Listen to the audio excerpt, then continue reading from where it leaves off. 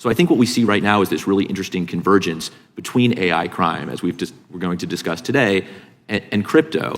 And really, primarily, crypto is often the means of value transfer in these different crimes, right? You see these deepfake scams. It's if, let's say with maliciousness, with malice, that's the word I'm looking for. With malice, you say that Andy Biggs said, yeah, thank you.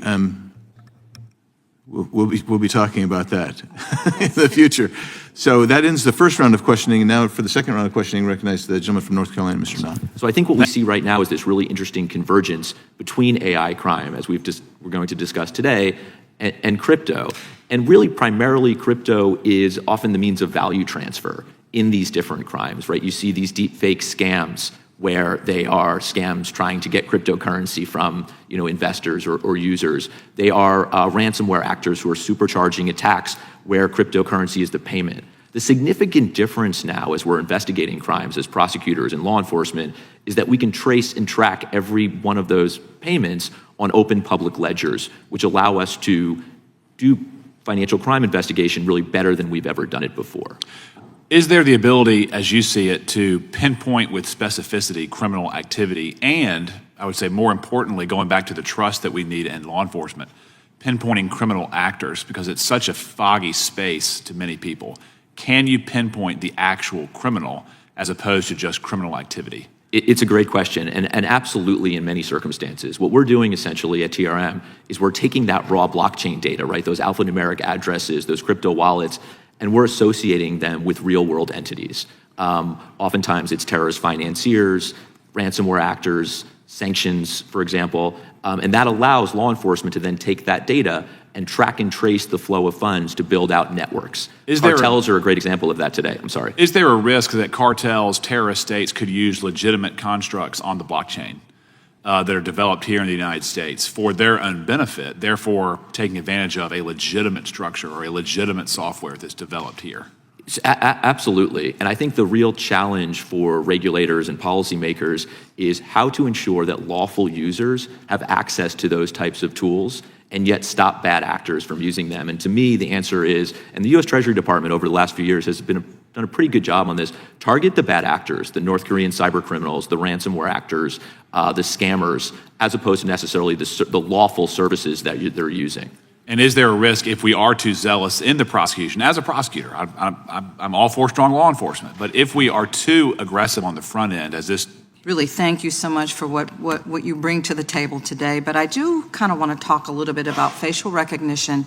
The Detroit Police Department reportedly conducted 129 facial recognition searches in 2020, and all on African-American people.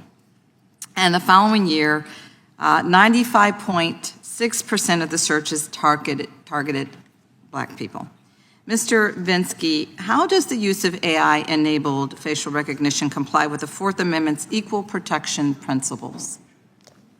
It raises serious concerns, and as far as I know, there's not been a clear holding that equal protection principles are violated by the use of facial recognition technology, but it certainly raises those concerns because of the disproportionate impact we've seen that technology have on protected classes, particularly, as you said, Black people, and in particular, Black men. And we've also engaged in civil rights litigation to defend individuals who have been wrongly identified by facial recognition technology. To a large extent, this is a matter of process, ensuring that police departments have appropriate processes in place so that there isn't reliance solely on a identification made by a facial recognition technology to bring in a suspect, that there isn't bias in lineups and things of that nature. But because of the certain threats that we've seen here and the ways that the technology can struggle in real world conditions, we have long stood by that there needs to be a moratorium for law enforcement uses of federal recognition technology.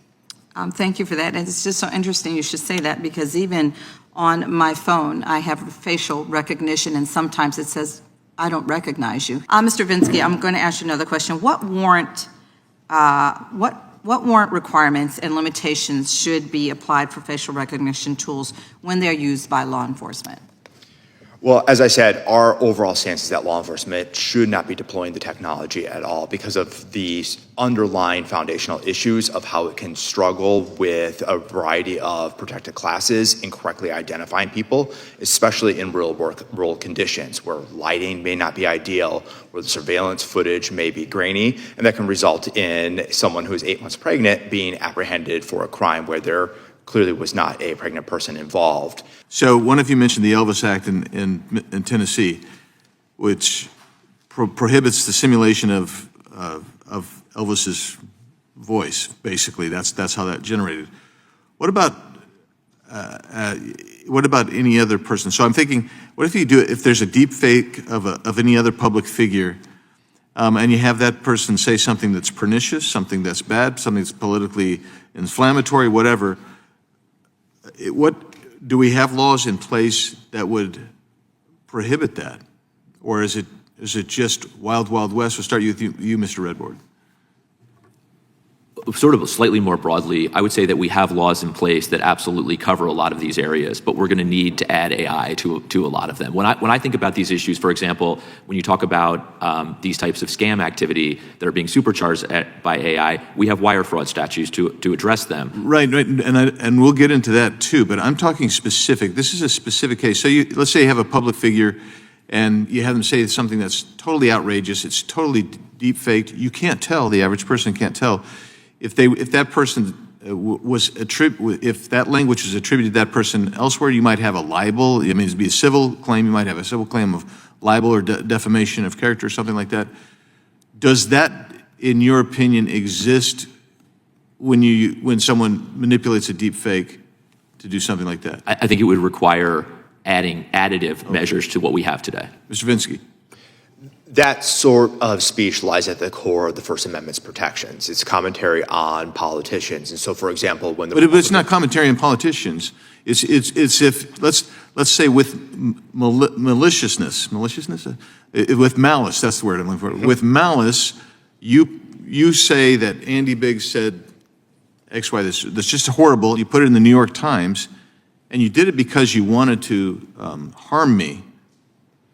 And if you take, for example, the Republican National Committee's deepfake about President Biden announcing a draft for Ukraine, that's commentary on public events. But, of course, existing exceptions to the First Amendment still apply to AI.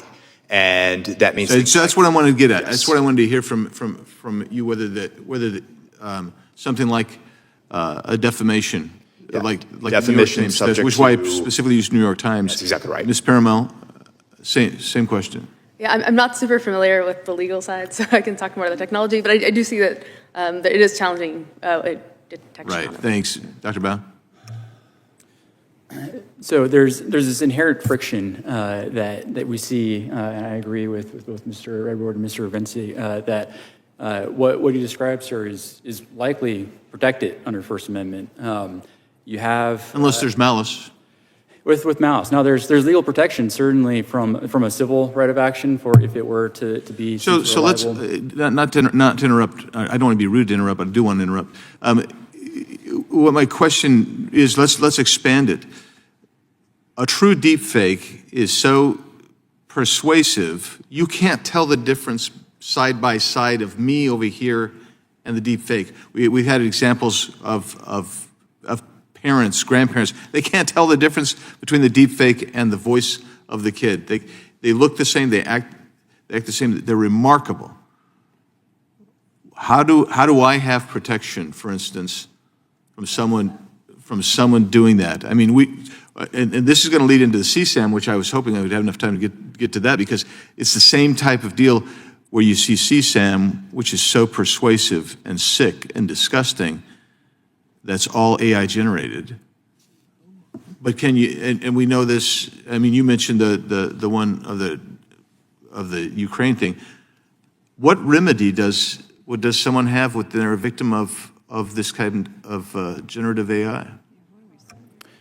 So, Mr. Chairman, if it were to fall under the statute of like wire fraud, so you look at the intent of what's behind it, those are protections there. If it's to create misinformation, you certainly articulated the challenge and the potential harm that may not be outside of the law. And so there are gaps in in protection when you're facing particularly harmful activity using deepfakes.